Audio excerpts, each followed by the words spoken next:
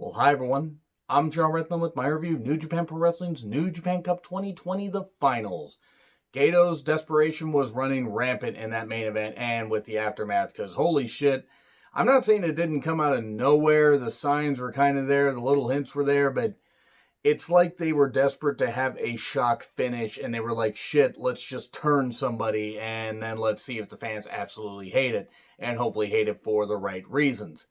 I'm going to say right now I don't really care for it, and I'll get into why when I get to that main event. But yeah, that kind of put a damper on it, and not the good kind of damper. Not where like, oh, you bastard, you did it. Like, oh, okay. It's not like the Kenta turn where it made sense. But anyway, I'll get into that here in a little bit. One, it was great to hear a crowd at a New Japan event. It really was. Instead of having to dive into the retro content on New Japan World or WWE, WCW shows, just to hear what crowds are like. I get why they can only have certain capacity crowds, but still, it was really nice to hear. And we get a history of the tournament and, other storylines leading into, what's going to be tomorrow's show or tonight's show for me because of the time zone. It'll actually be on 11 p.m. tonight. Oh boy, I'm not going to get much sleep, but you know what? New Japan Pro Wrestling is definitely worth it, at least at times. So, it was a decent crowd size, actually, and they were very, very loud. We get Honma and Makabe versus Yota Tsuji and Yuya Uemura. Typical match with the Young Lions getting them some shots, but a German suplex pins Yuya 1, 2, 3. Nice move by Makabe to finish it. And then we get Goto and Gabriel Kidd versus Kojima and Tenzan. Standard stuff, though Kidd and Goto are a pretty good team. And Cozy Lariat pins Kidd 1, 2, 3. Now, I think Gabriel Kidd's got a bright future. I'm glad that Goto has stepped up his game. And I like the team of Tenzan and Kojima.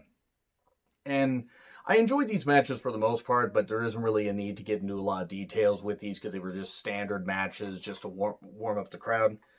And then we get Master Wato making his, in-ring debut at a New Japan event versus Doki. Look, this Master Wato guy, they brought him in with, a bit of hype, and then Doki just lays him out and everything, so obviously he wanted to get revenge, and he had some good moves, some good martial arts strikes and stuff like that, and Doki using his dirty tactics and all that. I just didn't care, and I hope that Master Wato can feud with better people going forward. It's not that Doki's bad, he just isn't he hasn't been given anything credible to really work with because usually he's the guy taking the pin in a lot of the Suzuki-gun multi-man tag matches. And Master Wato hit a spiral tap 1, 2, 3. Then Kanemaru attacks. So I guess my whole plan of him feuding with people bear. And Kanemaru's good, but his best years are behind him. And Tenzan makes a save. Okay, we're probably getting that tag match at some point. Or we're getting variations and Master 6-man and Master Wato will team with Kojima and Tenzan. So hopefully he'll do better. And then we get Bushi and Sonata versus Ishimori and Yujiro, the Tokyo Bone Pimps, which sounded a whole lot less dirty in my head. I'm kidding. I meant for it to sound dirty and as uncomfortable as possible. But Ishimori tried to take off Bushi's mask. So, that's easy to do because he has about, 50 of them. And that was just on his head that night. I swear he's got to have a collection of, at least 500 at home. Sonata then, got a pop from Milano for doing the Paradise Lock correctly, and we've got some biting because they are into some kinky shit over there, and we get a Pimp Juice pinning Bushi 1, 2, 3. We then get Taguchi, Nagata, Tanahashi, and Ibushi versus Zack Sabre Jr., Taichi, Kanemaru, and El Desperado. Tanahashi, really emotional seeing fans in arena again. You can tell how much fans mean to him. You can also tell how much Tanahashi's knees did not mean to Zack Sabre Jr. and Taichi because they kept wrenching on him and beating on him and beating on him. And Nagata is still ridiculously good. This was a fine 8-man tag match. Taguchi and Despy were in, having a bit of a scrap at the end. And Pinchy Loco, 1, 2, 3. So I know Piper Valentine, shout out to her. If she happens to be watching this, was cheering when El Desperado won because she likes El Desperado. Nothing wrong with that. I'm just like she's the biggest El Desperado fan I know, at least on U.S. soil. And the champs and challengers brawl briefly afterwards because we're getting the Golden Aces versus Dangerous Techers for tomorrow's show or tonight's show. This was fine, and then we get to Hiromu, Naito, Shingo versus Sho, Yano, and Ishii. And how was this going to be? Who was going to take the pin? It was obviously gonna have to be Yano. I was just wondering how. I was thinking either Yano or they were gonna do a weird DQ finish. So anyway, typical Yano comedy. We get chops and slaps between Hiromu and Ishii, coming off of what they did at the New Japan Cup. Sho and Shingo just beating the shit out of each other. Yano and Naito, but in the end, double team maneuver, jackknife cover, 1, 2, 3, and then Shibata joins commentary for this main event. Evil and Okada, easy for me to say. New Japan Cup Finals. Okay, quick start. Now, I do want to start really quickly, though, before I get into the match. I recognize that Evil had been doing a lot more low blows, a lot more dirty tactics, because everything is evil. I mean, he is evil. He has said everything is evil. That is what he's been saying. He's been saying the thing for a while. So it's not necessarily shocking that he would turn to the dark side, because he always says, welcome to Darkness World. I'm going to get into that here in a little bit. 1, he hits Darkness Falls pretty quickly after hitting a lariat and gets a 2. Okada then keeps targeting his neck, and then, in turn, Evil targets the arm, trying to prevent the clutch and the Rainmaker. Smart booking, smart working here. This was actually pretty good stuff, but then we get a ref bump again, because the ref bumps are overdone in New Japan. I mean, they're overdone in wrestling in general. I mean, they've been, ref distractions and that kind of stuff, they've been overdone for a while, but it just... In New Japan, they're very obvious. And Red Shoes also, by the way, at one point got thrown like 50 feet. I don't know why that made me laugh. I mean, well, he didn't get thrown 50 feet, but he just got thrown and rolled. And then Evil was using the chairs outside. And then we get a ref bump later. We get a low blow. We get more chairs in the ring. We get Darkness Falls on the chairs. I think calling back to a match they had in 2017, if I recall correctly. And then, we get a brain buster for 2. We get, Okada getting the, clutch on a couple times.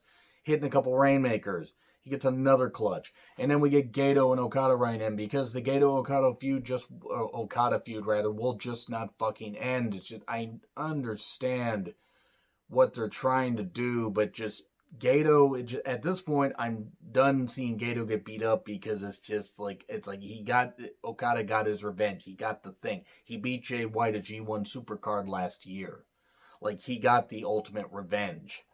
It just, and yes, Jay White will obviously come back into the fold when the travel restrictions get lifted, but if they think that Jay White's going to be the savior in New Japan...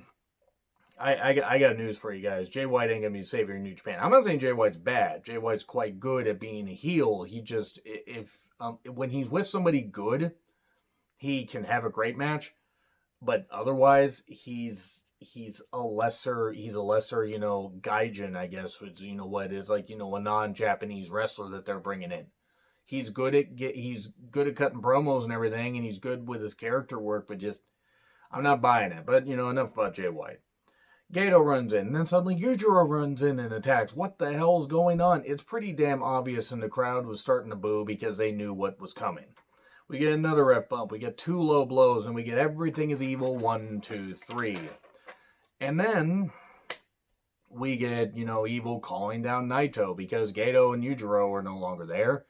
Oh, maybe it was just them getting revenge on Okada again, because we can't have that feud in. So Naito comes down. And then all of a sudden, it's like talking, Naito says, oh, well, hey, man does everything it takes to win. I like that. So, okay, let's have a match. We're going to have this great match tomorrow night. And then does the LIJ fist bump. And, Evil does this and everything is evil. Here's why it's not a good idea. Kenta's in America, apparently.